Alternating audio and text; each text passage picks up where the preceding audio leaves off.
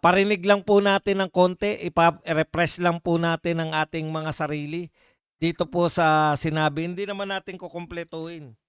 Iparinig lang po natin ng saglit itong sinabi ni Aimee Marcos. Kumpirmasyon sa matagal na pong sinabi ni Tatay Digong na mayroon tayong bangag na Pangulo.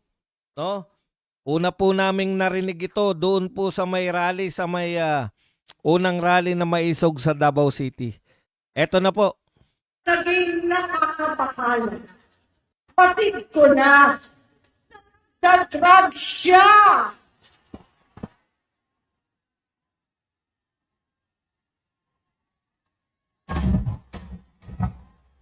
Nalaman ko. Pamilya. Tama ng pamilya. Seryoso ito. Minsan, kami ng Presidential Guard at Trogompa ang naglilinis tuwing nagpa-party po sila. Grabe. Presidential Guard at Metro Compa ang naglilinis kasama si Ate Aimee pag sila ay nagpa-party-party. Nabuhay kaming magkakapatid sa ibang bansa. Kami-kami lang. Kinumpinsi ko pa si Bongbong. Pagkasalan mo na si Lisa. Naisip ko noon, kapag nagsasawa siya, malalagay na sa tahimik at magkakaroon ng direksyon. Ang laki ng pagkakamali ko. Mas lumala ang kanyang pagdulong sa droga.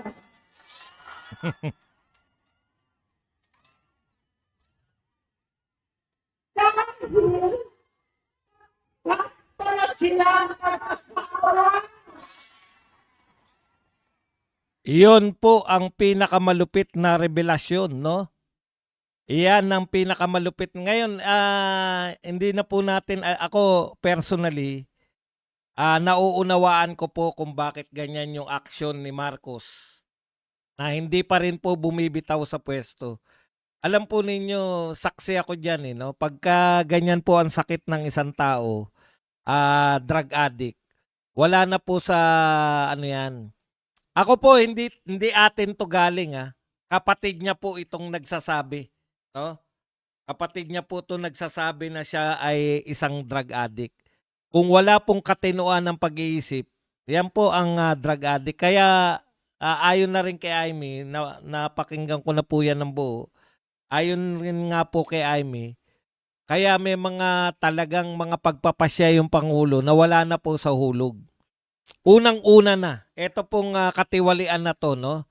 Saan ka nakakita?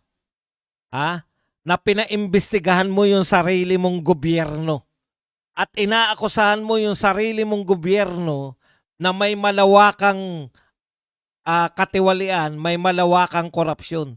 Ikaw ang pinuno ng gobyerno. 'Di ba? Hindi ko po maintindihan kung paano po ito natanggap. Tayo hindi natin tanggap. Tayong mga iglesia, yung mga iglesia ni Cristo at saka yung mga Duterte supporters, hindi natin tinatanggap yung ganyang katwiran. Na ikaw na yung pinuno ng gobyernong may pinakamalawak na pagnanakaw. Tapos ikaw pa yung mag-aakusa sa sarili mong gobyerno. Wala pong gobyerno sa buong mundo na ganyan po kakapal ang muka. Only in the Philippines na may magaganap na ikaw mismo, no? Ikaw mismo yung nag-aakusa sa sarili mong gobyerno na ikaw ang namumuno. Ngayon lang po tayo nakakita. Ngayon, bakit po? Ang question, bakit po? Bakit po kaya niyang akusahan yung sarili niyang gobyerno na naihiwalay niya yung sarili niya? Sabi nga natin kung hindi man siya parte niyan, nakakahiya po na sa loob ng 3 taong mahigit, pinamumunuan mo yung gobyerno na pinakakorap sa kasaysayan ng Pilipinas. Pero paano, kaya po, yung lahat po ng ikakatwiran nila laban kay Aimee, mas katanggap-tanggap pala talaga yung paliwanag ni Aimee. Ngayon po, nakonekta na natin. Nakonekta na po natin. Bakit po ganyan? Bakit po sasabihin ng Pangulo na pag tinanong po siya, ano pong masasabi nyo at may malawakang rally? Kung hindi rin nga ako Pangulo, sasama din ako sa rally. Bakit po may Pangulo na galit sa korupsyon ng gobyerno? Siya po yung pinuno ng gobyerno. Bakit po may Pangulo na ang palusot, ang tanging palusot, kung bakit hindi siya kasama sa pagnanakaw sa gobyerno? Kasi siya nga yung naglantad ng katiwalian. Hindi po magagawa yan ng isang pinuno. Hindi magagawa yan ng isang pinuno na normal ang pag-iisip. Yan po ang pakatandaan natin. No? Kung normal po ang pag-iisip ng isang tao, hindi niya po pwedeng sitahin yung kanyang sarili at ipaimbestiga yung kanyang sariling gobyerno at wala siyang pananagutan. Imposibleng isipin yan ng isang matinong Pangulo. Diba? Wala na po yan. Kahit na anong katwiran yung mga tagapagtanggol, wala na po yan. Lahat po sa buong mundo. Yung pagtataka po ng buong mundo na bakit Pangulo pa yung naninita sa kanyang sarili. Inaakusahan ng Pangulo na ito ang pinakakorap na gobyerno. Sabi nino, sabi ng Pangulo ng Pilipinas. Sino ba pinuno ng gobyerno? Di yung Pangulo ng Pilipinas. Bakit ikaw yung nag-aakusa sa sarili mong gobyerno? Hindi po ba? Wala pong matinong kaya po nagka-leche-leche na yung ating buhay. No? Ito pa po isa. Tinanggap yung resignation o pinag-resign. Huwag na tayo magbulahan. Hindi naman po magre-resign yung dalawa. Tignan nyo naman, no? Si Amina Pagdangaman,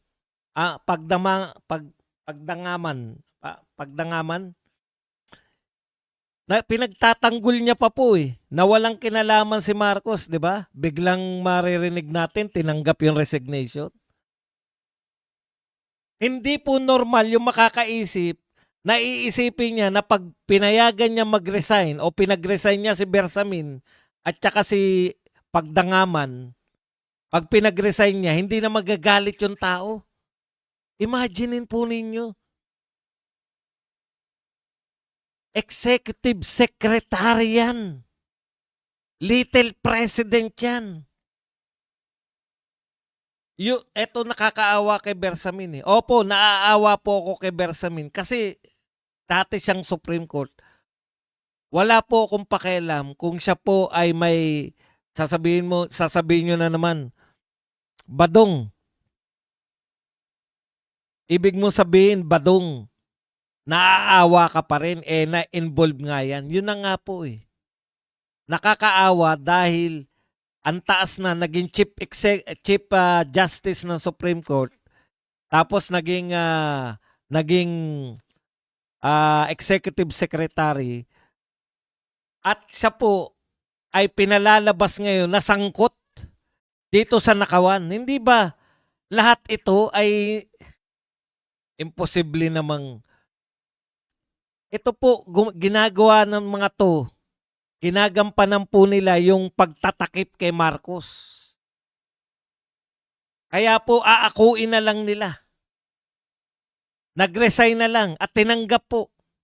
Saan ka nakakita na normal pa ba yung Pangulo kung lahat na ng tao mo, pinakamatataas mo ng tao mula po sa Executive Secretary, DBM Secretary, DPWH, yung yun pong Speaker of the House, yun pong Senate President. Ito po, bago sila pagpapalitan Lahat po to tao ni Bongbong Marcos. Ito na po ang pinakamatataas na tao ni Bongbong Marcos. Executive Secretary, wala na pong tataas dyan. No? Sa Executive Secretary. Speaker of the House. Senate President. Lahat po yan. Si Chis Escudero, si Martin Romualdez. Executive Secretary. Tatlo pong pinakamataas. Ang hindi na lang niya hawak yung Supreme Court dahil talagang hindi niya pwedeng hawakan yung Supreme Court. Lahat ng matataas involved. Lahat ng matataas pinagbibintangang nagkamal ng bilyong-bilyong pera. Tapos ikaw wala kang kinalaman? Ikaw lang ang malinis? Buong gabinete mo marumi? Buong gabinete mo magnanakaw? Ikaw wala kang kasalanan? Ubod ka ng buti? Malinis na malinis ka? May maniniwala sa'yo? Kung paniniwalaan ka, no?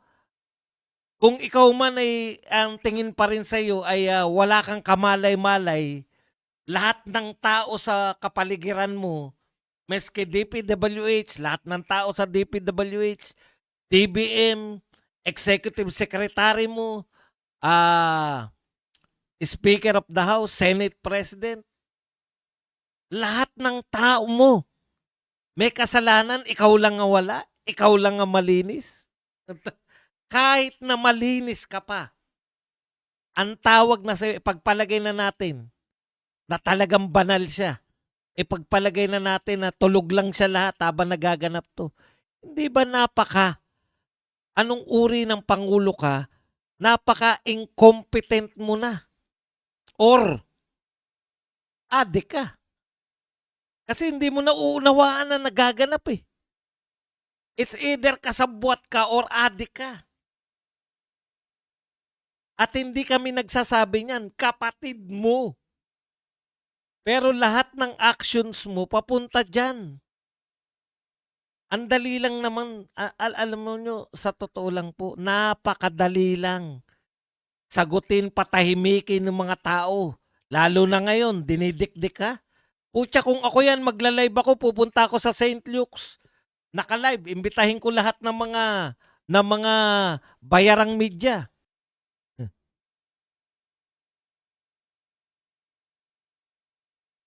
Eto po, wala na pong duda to, nagtapat na po, lahat na po eh. Lahat po na nakakakilala sa kanila. Mga personal po to, si Nikki Cosseteng, kasama po nila mga socialite, mga kilalang tao po sila sa lipunan nung lumalaki po sila. Kilala po sila ng mga adik, sabi ni Nikki Cosseteng. Ngayon po, eto na po. Eto po,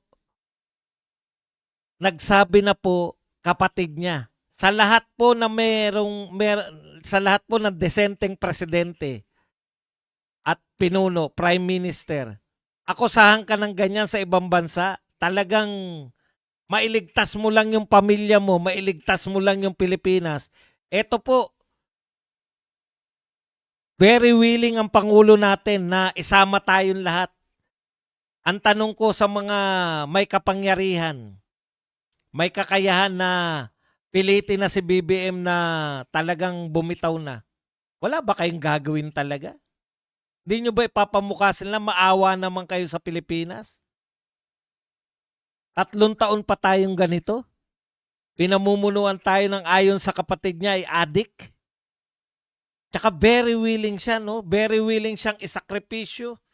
Ang mga katulad ni Bersamin, very willing siyang isakripisyo si Amina Pagdangaman. Wala siyang pakialam. Alam niyo po, ang tunay na pinuno, naalala ko po, sa gitna po ng pandemya, kung natatandaan niyo, si President Duterte. Maski ako, galit ako kay kay Duque. Dahil si Duque mabagal. Ang problema ko lang kay Duque, mabagal. Mabagal lang si Duque. Hindi naman, lahat po ng mga sinasabi niyong pagnanakaw ni Duque, Alam niyo po ba kung magkano lang yung pinag-uusapan nating ninakaw? 1 bilyon lang po yan. Dito po daang-daang